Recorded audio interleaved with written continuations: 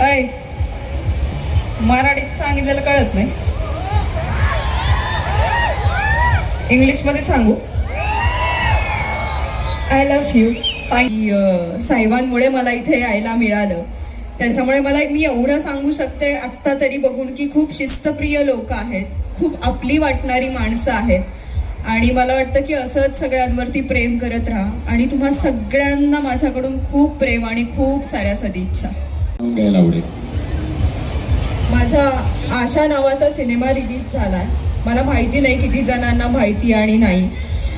माझी सगळ्यांना विनंती असेल की प्लीज जाऊन जवळच्या सिनेमागृहात बघा.